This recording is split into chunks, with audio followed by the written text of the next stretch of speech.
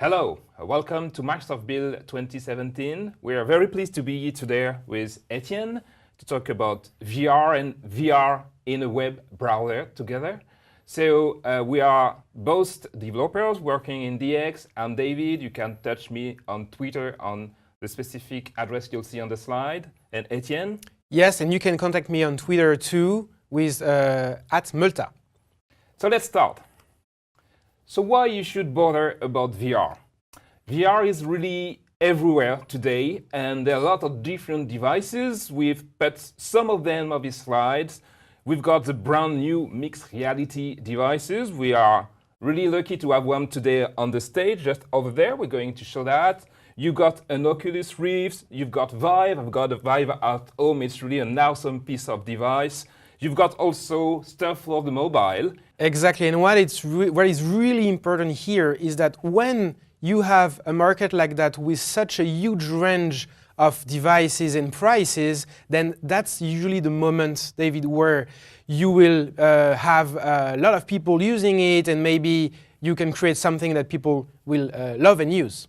And as a web developer, or if you currently have a website, maybe you should start to wonder, a lot of people are going to buy those devices. Maybe they will want to have an experience, a VR experience on your website. And the beauty of the web is that we can today write some code that's going to address all these devices using a single base of code. Yes, and then you will have a lot of users coming to your website. So for that, there is a new specification that's going to help addressing all those devices. It's named WebVR.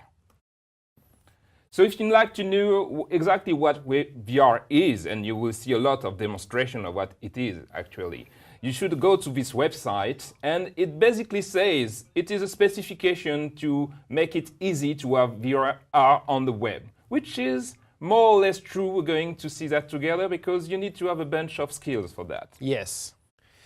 And, but what is really great is that you can see you have a lot of devices here on the screen.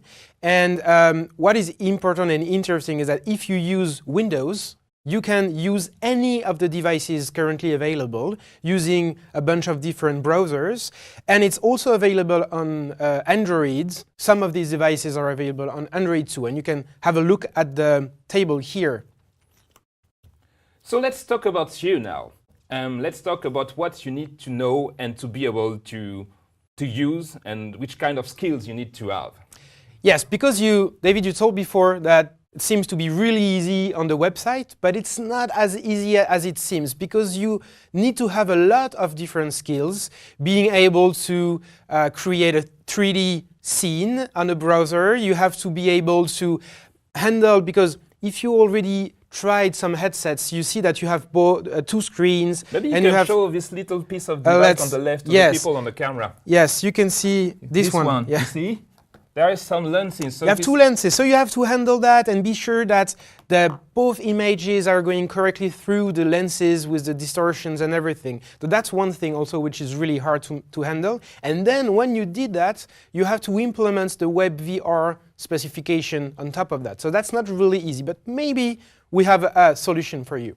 Yes, and the solution is named Babylon.js, which is an engine we've been working together with a friend of ours, like David Catu, that's we're driving this engine since the beginning. And the idea is really to do all the job for you and simplify a lot the supportability of the code on all platforms. It's currently being used by a lot of different people, some customer outside of Microsoft, but also inside Microsoft. For instance, with the Windows 10 Creators Update, we've launched remix3d.com, that's using Babylon, and also the Xbox.com is using Babylon for the avatars and also to configure your controller. Yeah.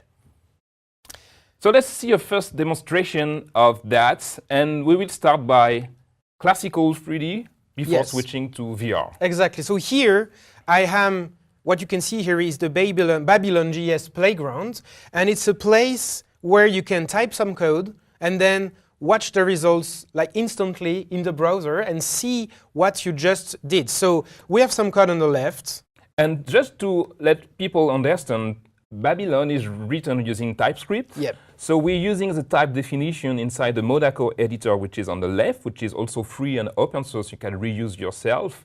And the idea, you will be able to reuse all the sample we're going to use during the session at home to do the very same stuff, because everything is currently available on the web. Yeah, and it's really easy to use. And we have in the engine, we have a lot of stuff already there for you. So you can move here the camera using the mouse. I can move using the keyboard. I can also use Nextbox controller and move there and use it. That's handled by default. Okay, so maybe we can see that this is handled by what we named the universal camera. And here. Yes, so the idea now is let's switch to the first version of VR. The first version of VR is not WebVR, is to use what we name a fallback using the device orientation API, which are the sensor you've got in your mobile. So for that, I know you're not that used to do VR with Babylon. Yes. But I'm going to ask you to change that. Okay. So if you use the auto-completion and search for VR something. VR, oh, I can see I have a new camera here. So yes, let's use the VR device orientation and just press, maybe change the height of the user because it's different. And then run. And then I will run it. Takes some time to compute. Oh! And you see, you were explaining us that you need to handle the lens distortions of this small little small stuff. Device here. And this is currently handled by default by the engine. So now you can put that, for instance, in full screen. Just you need to change the resolution for the media queries, and then put that in full screen. And now just imagine Etienne currently have a big phone, and this is really trying to mimic. So even maybe you can show you've got a Surface Book. Yes, and I can move it, and it's using the accelerators. Yes, and everything here, so I can pretend. I need bigger eyes, but I could use that as a. It's a big VR headset. It is. Okay, now let's switch to my machine to see how to go to the next step to use the real VR stuff. Yes. So on my machine over there, I'm going to show you to do the very same thing, but to support all browser and platforms. And for that, I'm currently using Internet Explorer 11 that doesn't support WebVR. And what you need to do is to do a feature detection using this line of code. And what I'm currently checking, is WebVR is supported or not by the browser currently, which is not the case. So I will fall down to the code you've just written on your machine. Cool. So I'm sure that I'm not breaking the website on other platforms or mobile. On the other way, if I'm lucky enough to have a more modern browser like the last version of Edge, is going to use the WebVR camera. So you see it's just one line of code to change. It's really easy. So let's open that inside Microsoft Edge.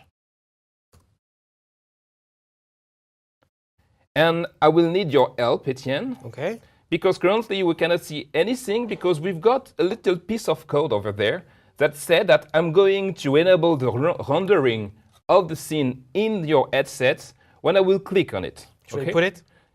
Put it on. Okay.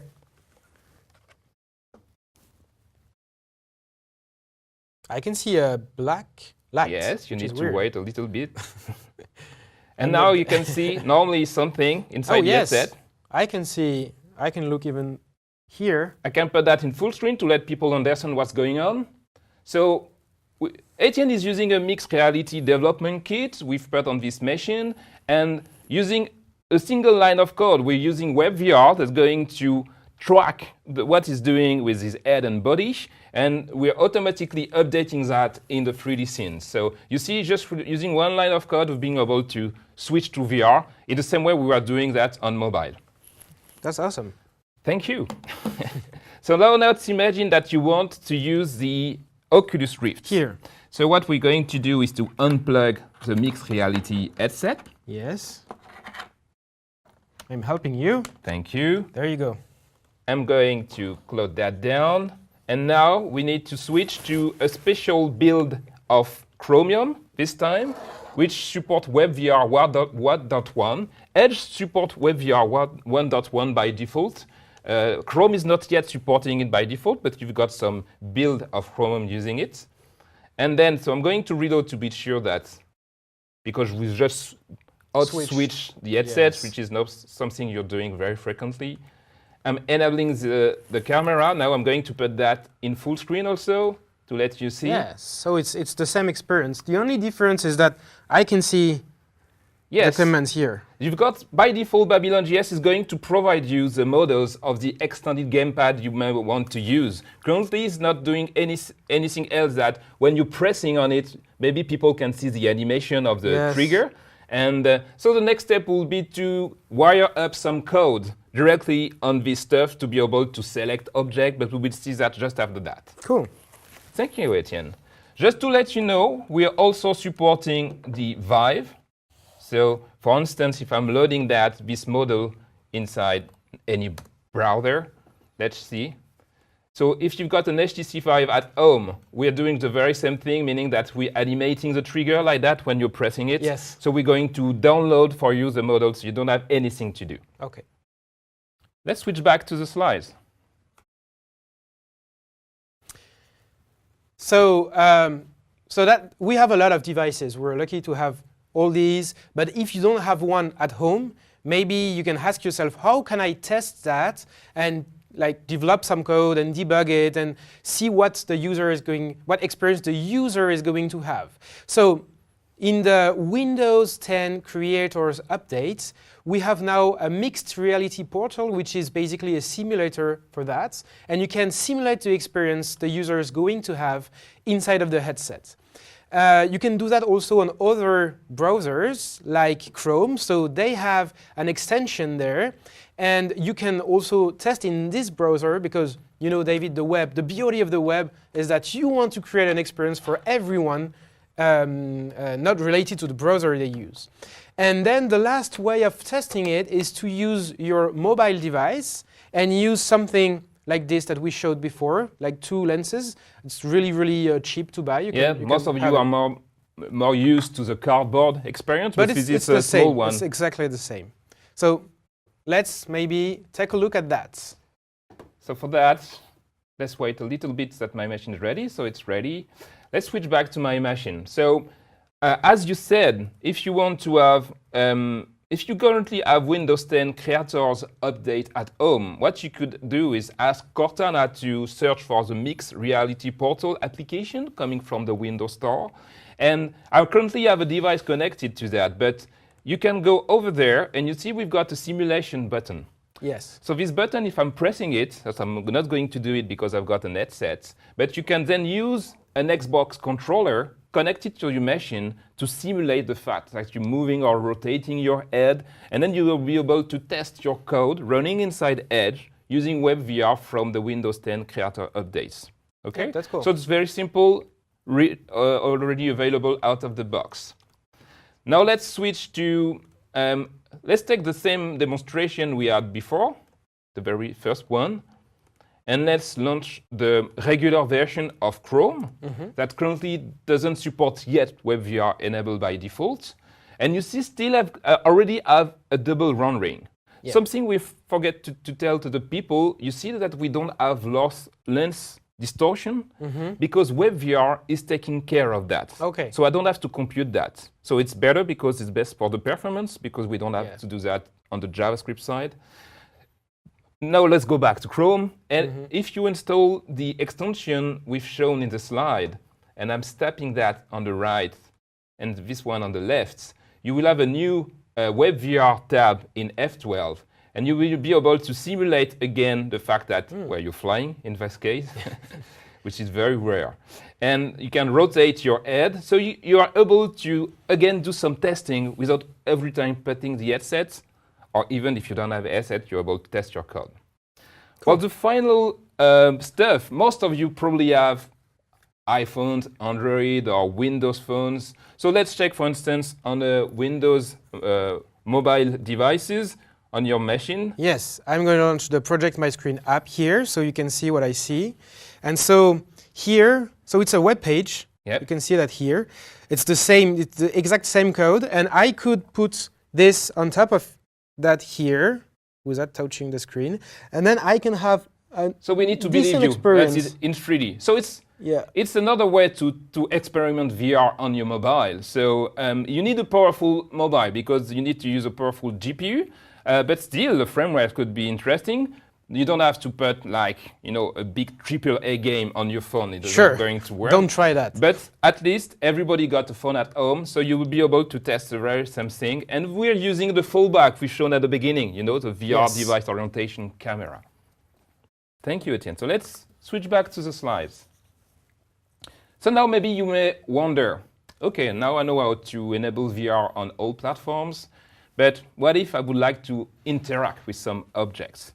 First, you need to understand that when you're doing VR in a web page, it's going to put the canvas, well, the WebGL canvas, in full screen. Yes. So you cannot interact with a web page the same way, meaning if you've got a DOM element, you cannot click on a DOM element, you cannot use classical button because they are not rendered inside the web page.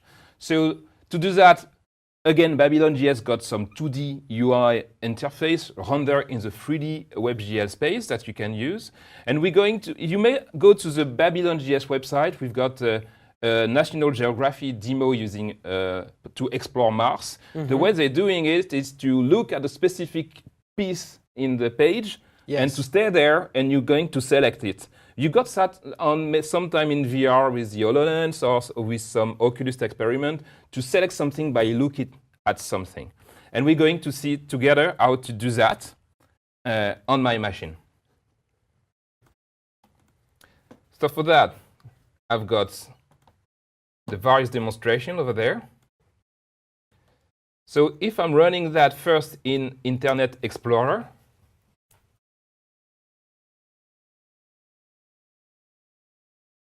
no, I'm not going to run that in Internet Explorer.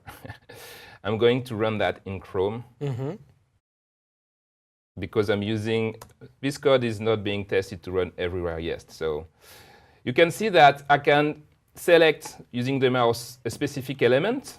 And the way we are doing that is to do array casting. Okay. So what I'm basically doing, I'm looking where you're moving your head. If you're looking, which is the center of the screen, at a specific element I want to select, for instance, this cube. If I'm moving out of the cube, you see the cube is currently gray. Yep. When I'm going to look at it, the sphere, the beautiful green sphere, will grow up a little bit.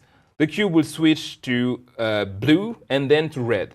No, to red and then to blue. I need to read my own code.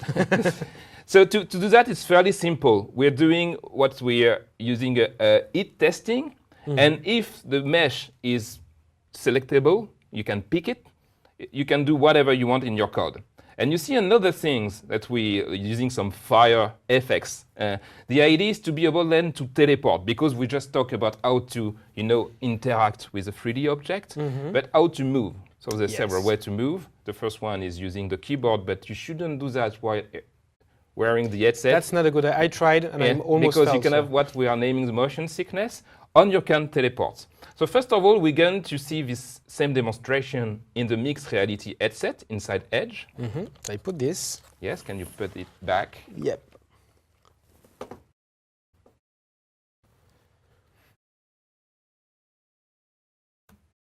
Let's wait a little bit. Okay. So you see that when you're moving your head, so I'm going to put that again in full screen to let people seeing it. So I can select this and then change. I can go back here. Yeah, several cubes. Yes. So you can do whatever you like. The beauty of this headset is currently a room scale. What we're using is 6 degrees of freedom. We don't have any external camera to do that, so you can move wherever you want in the current room. Well, must pay attention because you cannot see anything, so don't move at all. And you don't need the sensors like the Oculus. Yes, it's currently managed by the device itself, so it's working very well. But let's imagine now that you've got another one, like the Oculus Rift now. I'm going to switch back.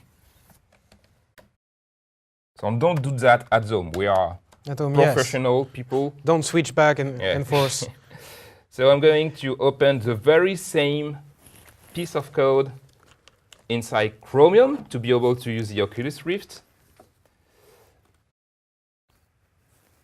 and I'm going to need to reload it just to connect the code to the controller. Yes, because I didn't click on it, so they weren't activated. So you can see currently I'm going to put that again in full screen to let people understand what's going on. So now, rather than looking to something to select an object, you're using the Oculus Touch controller. So you see that we've got a yellow ray being sent. So you can first select an element, like you're doing, just by pointing on it. But also you can now select on the floor where you want to teleport. If you press on the X button or A button, you think you've been teleported directly. I can go back there. Exactly. So this is a classic way of moving inside VR. This is handled by default in Babylon.js again. And it's to avoid to have motion sickness. So some people prefer to move using a classical gamepad experience. Can I shoot on you? No, please. Other people try to prefer using like that teleportation. I'm a huge fan of teleportation. Yes, it works well. So maybe you wonder which kind of experience you can build with that. So we're going to try to do something very funny. I'm ready. You're trying to play basketball without a ball. Without a ball inside the browser. You ready? I'm warming up. Yep. You need to press the controller to enable that. Yep. And now I'm enabling VR. Okay. So what you got to do is to press a button. It's going to display a ball that you can send using physics. And Etienne is a really bad player. He's really good in coding, but you see, he don't even know how to throw the ball. Okay. So you can move. This time you can move using the thumb stick. Yes, that's what I'm doing. So very slowly because I don't want to fall. Yeah. Yeah. And you see, so we've tried that many times, but it's not able to put any score. So let's start. You've got a table and going to break the stage. So it's to give you an idea. Okay, I'm bad at that. Yes, we can see that you're really bad at that. So maybe you will be able to practice at home. You can try it. So let's finish by this time using a final demonstration back to the mixed reality devices. So because we will end up by this one. So just need to wait that it's being recognized again by the Windows 10 platforms. It's black, I'm alone. Yes, just wait a little bit. Yep. Okay. Okay, so we've got VR version of a famous scene we've got on our website named Sponza. We've been working with some French colleague of us, Michel Rousseau, which a great friend of us managed to build this beautiful scene. And I've just added the VR button. The VR button is going to use the very same code we've been using since the beginning, feature detection, VR orientation, device orientation if you don't have WebVR. And normally, you should be able to have Sponza being displayed in your headset. Yes.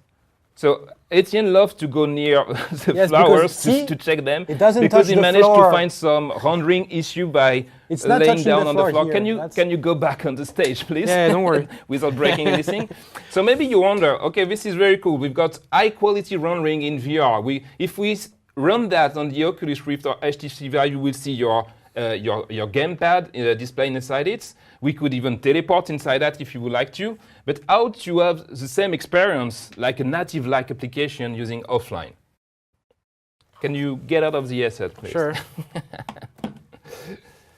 So for that, we will end up by this demonstration. And we'll talk a little bit about PWA. Can you just explain quickly what PWA is? Yes, so the idea is to the full name is Progressive Web Apps, and the idea is to be able to bring everything that you have from the web on a native devices. And so really the idea is to have a website that you will progressively transform to an experience that will look natively. So one of the main thing of that is service workers, which is something that is between your web browser, your web server and the websites, and handling cache or push notification and stuff like that. So and we can use that here. To transform the current experience in a pure offline stuff, we need two things. We need to use a service worker that's currently being implemented inside Edge. So it will be soon shipped inside Edge.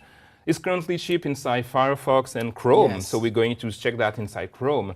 And Babylon.js got an IndexedDB layer. So we've got a database on the client side. So we're going to download the textures, the models of the Sponza scene in the database. And you've written a service worker because we're going to take care of something else, which is all the different files in to load the scene. And I didn't have to write a lot of code because I used something which is really new, which is called PWA Builder that we built at Microsoft here.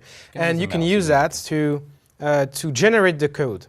So if I go here, I go on the Babylon.js website, and I think there is the Sponza scene somewhere. Maybe do it in Chrome then. Yes. That's why you're here. You know? Yeah, to remember. To help me when I don't know how to use. But first thing, you need to use HTTPS to have service worker being available. Otherwise, it won't work. And what I'm going to do is to launch the developer tools here, and I'm going to go in network. So if I refresh the website here, what you can see is that some of the resources have been get from the service worker. So basically, the browser is asking for a resource, and the service worker is like just before the network and saying, oh, I have this resource, I'm going to send that to you, and you can have it. And then we have some others that are getting from the disk cache. So it's coming from IndexedDB. Yes, that's from IndexedDB. Supported by default by Babylon, so you don't have anything to do that. So this means that if you're cutting down the network now, switching to airplane mode, for instance, normally if you're pressing F5 again, we see that this is still working. So you will also have a VR experience if you put the VR experience inside it, because the service worker managed to load the file from his own cache plus IndexedDB. So this means that today, thank you, Etienne, using all the latest technologies, you can build VR experience on all devices supporting that, including fallbacks for the mobile, and also have a full offline experience. Yes. So we can switch back to your machine for the last slides. So let's sum up on your machine so we can see the slide. And we've seen that WebVR is available almost anywhere now, in Edge, coming inside Chrome, Firefox, or the browser from Samsung, and also Facebook is having his own browser supporting VR, doing awesome stuff with React VR. Because you've got other frameworks supporting obviously VR like A-Frame, Play Canvas, Sketchfab. A lot of people have their own frameworks which are really great, but as we are writing Babylon.js, obviously we've demonstrated. And you can use a single line of a single base of code to touch any devices. This means that you can start to experiment today VR for people that have even mobile. And just by switching with the feature detection to the WebVR, the people that will use the beautiful headset will be able to have a much better experience. Sure. You must pay attention to interaction, like we said, and we tried to give you some idea on to do that, but it's brand new, so there's a lot of new stuff to imagine. So if you're a designer, maybe you have ideas, feel free to test them or to contact us. So to contact us, you can go, so for David and I, you can go on Twitter, you have our Twitter accounts here, and you can go to the Babylon.js website. We have a lot of awesome samples there. You can also go to the playground from there and then try some code, and you can have access to the demo we showed during this presentation. You can go to WebVR.rocks and have a look at PWA Builder, which is freshly out, and have a look at how you can transform any website to something similar to a native experience. And if you'd like to replay all demos, you've got the links also, switching with the virus number at the end. And I hope you enjoyed it. I hope it will bring you some ideas to answer your current website to be ready for VR. That's going to really be there at the end of your years with a lot of cool new devices and platforms. So feel free to contact us and tell us if you managed to do great stuff on the web. Yes. Thank you. See you.